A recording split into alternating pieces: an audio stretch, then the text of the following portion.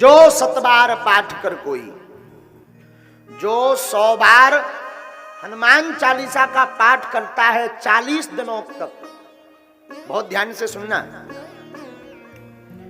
ब्रह्मचर्य का पालन करके स्वपोषी अपने हाथ से भोजन बनावे, नख सिख नाखून और छौर कर्म ना करे, नाखून काटे ना, छौर कर्म करे ना, एक स्थान पर बैठकर 40 दिन तक जो 100 बार हनुमान चालीसा का पाठ करता है, हमारे पूज्य पाद गुरुदेव श्री सन्यासी बाबा का कहना है कि 40 दिन के अंदर श्री हनुमान जी बटुक रूप में, ब्राह्मण रूप में आकर के दर्शन देते हैं। हाँ, और आज दर्शन से कथा प्रारंभ हुई तो आपको अब हम 6वां दर्शन बटुक हनुमान जी का बताते हैं। जब राम जी से मिलने के लिए श्री हनुमान जी ऋषमुख पर्वत से सुग्रीव जी के कहने पर नीचे आए, तब ब्राह्मण वेश धारण करके आए। तो बाल हनुमान, वृद्ध हनुमान, लाल हनुमान, काले हनुमान, डॉक्टर हनुमान, जज हनुमान, और ये हनुमान जी का बटुक हनुमान दर्शन हो गया। यहां हनुमान जी बटुक बन गए। तो जो 7 बार पाठ करेंगे, जो 100 बार श्री हनुमान जी का हनुमान चालीसा पढ़, पाठ छोड़ो नहीं कर पा रहे, आप कलयुग में श्री हनुमान जी की पूजा और उन पर निष्ठा रखना शुरू करो। राजस्थान के एक आचार्य कथा व्यास, यही कोई 100 साल पहले कथा करते थे, तो उनकी आदत थी कि जब भी वो कथा करने बैठते थे तो एक चौकी लगा देते थे और कथा प्रारंभ करने के पूर्व कहते थे, आइए विराजिए पवन कुमार, कथा कहो मति अनुसार। आओ विराजो श्री हनुमान जी, मैं अपनी मति के अनुसार कथा गाऊंगा। और बस इतना कह के कथा शुरू कर देते थे। भिंड का चंगीलाल, भिंड जिले का एक चेला है हमारा चंगीलाल। अब किसी का नाम लेंगे तो बुराई हो जाएगी, हम अपने चंगीलाल को ही बोल देते हैं। भिंड जिले का चंगीलाल बड़ा चतुर आदमी, वो भी कथा सुनने गया, उसने बीच में तीसरे दिन टोक दिया, क्षमा करना भगवान व्यास जी, आप रोज कहते हो आइए विराजिए पवन कुमार, तो क्या हनुमान जी आते हैं या ऐसे ही झूठ मूठ का नाटक नौटंकी कर देते? व्यास जी बोले, देखो भाई, हमारा तो मानना है कि जहां जहां राम कथा होती है, यत्र यत्र रघुनाथ कीर्तनम, जहां रघुनाथ जी की कथा होती वहां हनुमान जी आते, क्योंकि राम चरित्र सुनबे को रसिया, रामचरित्र सुनने के रसिक श्री हनुमान जी हैं तो आते हैं। तो इन सज्जन ने कहा हम ऐसे नहीं मानेंगे, कोरी कोरी बातों पर भरोसा नहीं है हमें, कोई प्रमाण बताओ कि हनुमान जी आए कि नहीं।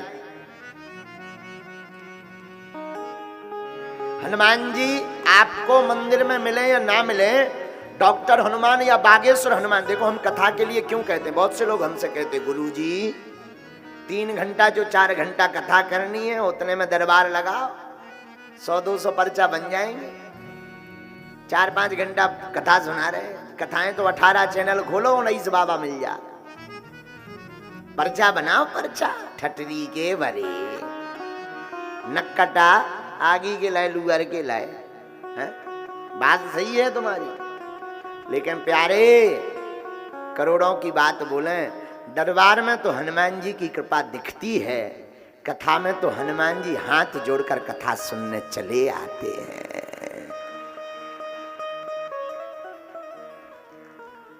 और कथा में 2 रूपों का दर्शन होता है, हमारा मानना है। हम तो अनपढ़ गवार आदमी हैं, सच बता रहे, ये भगवान रखे हैं, हमने आज तक नहीं पढ़ा, न ठीक से पढ़ पाते हैं, अज्ञानी आदमी हैं। हनुमान जी के हमें दो दर्शन कथा में होते, एक वक्ता के रूप में, एक श्रोता के रूप में। दरबार में तो एक ही नजारा, लेकिन कथा में तो दो दो नजारे दिखाई पड़ते, और ये नजारा ऐसा अद्भुत है। हमसे कोई पूछे महाराज जी आपको प्रिय क्या है, दरबार तो ठीक है, गुरु आज्ञा है, लेकिन कोई हमसे कहे तो दिन भर कथा कहलवाते रहे। हमें तो जो कथा कहने में और सुनने में आनंद है, वो दुनिया की किसी वस्तु में आनंद नहीं है। और हर कथा में हनुमान जी हाथ जोड़ कर आते हैं, पक्का है। अब चाहे जिसको मिल जाए, जरूरी नहीं है वो हनुमान जी बनकर आए, बंदर बनकर नहीं आते, किसी भी रूप में आते हैं। कभी बूढ़ा बनकर, कभी जवान बनकर। जो बगल में बैठे हैं वो जरूरी नहीं तुम्हारे पड़ोसी हों।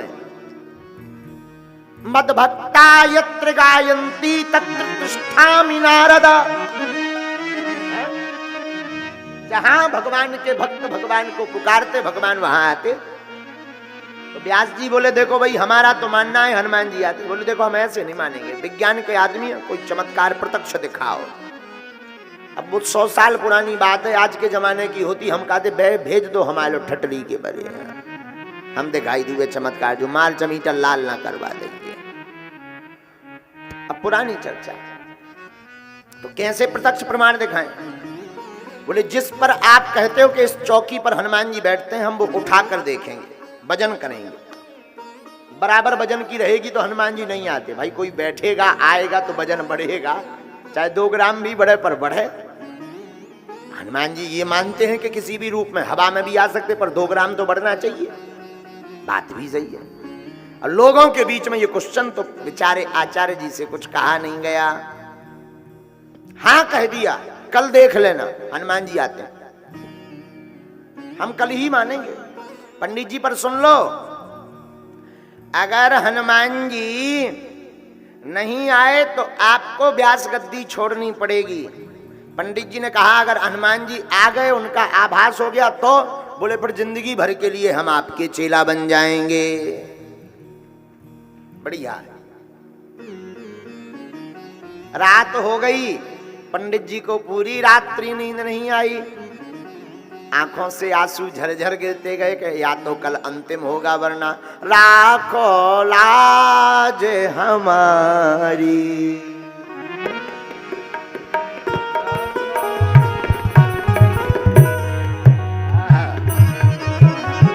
राखो लाज हमारी।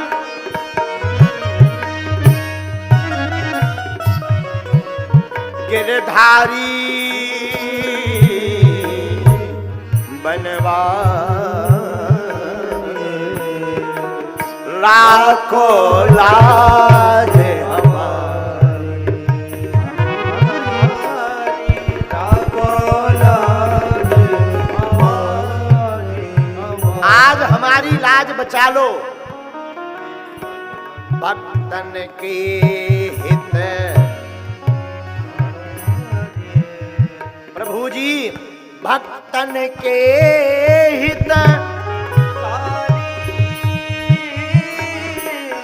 आप पधारे, जन जन के हितकारी हो, जन जन के हितकारी। आंखों से आंसू गिरने लगे, माला नहीं छोड़ी रात भर। या तो आपकी नाक कट जाएगी या हम प्राण त्याग देंगे।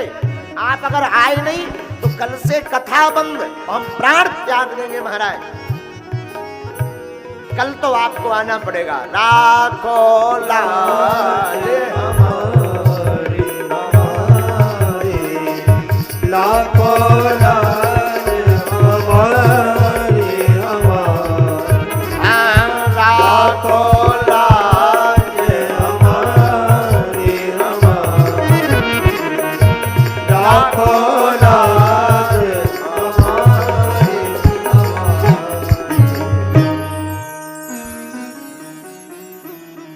रात भर रोते रहे। प्रातः काल हुई, नियम धर्म कर्म किया, सोए तो थे नहीं, आंखें एकदम लाल। आंखों से झरझर आंसू बहते, न जाने कौन से गुण पर दया निधि रीझ जाते हैं। भगवान किस गुण पर रीझ जाएं कोई ठिकाना नहीं। कभी कभी भगवान को भी भक्तों से काम पड़े। अरे भगवान कहते अपना मान टले टल जाए पर भक्त का मान ना टलते देखा। भगवान तो भक्तों के हितकारी हैं। कथा का समय हो गया, अब तो तमाशा देखने के लिए गांव गांव से लोग आ गए। पहले तो 40-50 श्रोता आते थे। इस दुनिया में तमाशा देखने वाले बहुत हैं, तमाशा को बनाने वाले बहुत हैं, तमाशा मिटाने वाले बहुत कम हैं। दुनिया अजीब और गरीब है यारो।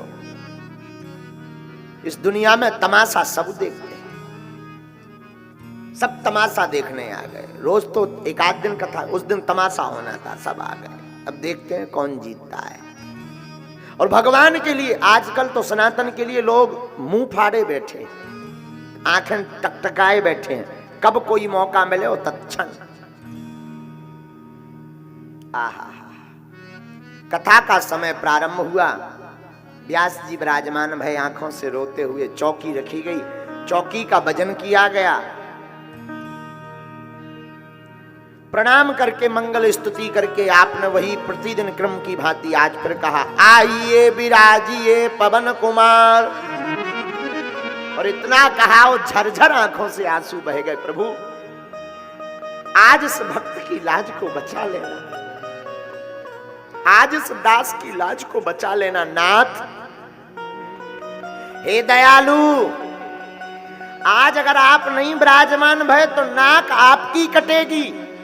कथाओं को कोई नहीं सुनेगा, कोई नहीं मानेगा, कोई सनातन पर, संतों पर, ब्राह्मणों पर, व्यासों पर भरोसा नहीं करेगा। आप हम सब व्यासों की लाज बचाने के लिए पधार जाओ, आओ विराजो नाथ। और आंखों से झरझर आंसू बहने लगे, शरीर अधीर हो गया, मदांधता छाने लगी शरीर पर। और जो पढ़े लिखे महाशय थे उन्होंने कहा, कहो पंडित जी आपके हनुमान जी आ गए। वो तो कब के आ गए। कथा प्रारंभ के पहले कोई श्रोता आए ना आए, सबसे पहले हनुमान जी ही कथा सुनने आते हैं। कथा के पहले भले ही संसार चला जाए, लेकिन कथा होने के सबसे बाद में सिर्फ हनुमान जी जाते हैं। आ गए। टेर सुनो हमारी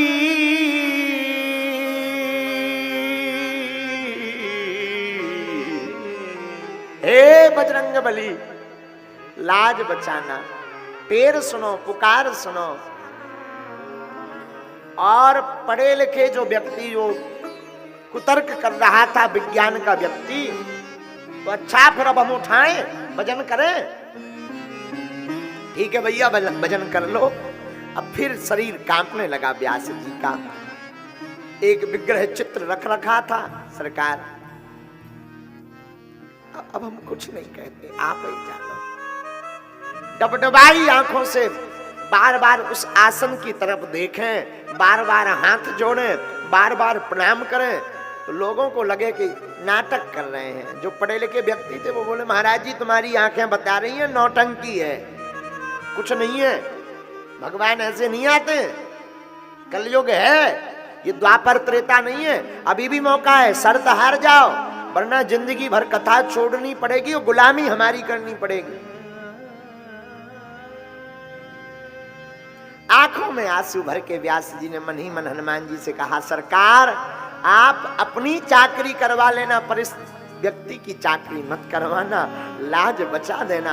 और धन्य है कलयुग में प्रत्यक्ष देवता, कलयुग के राजा श्री वीर बजरंगबली।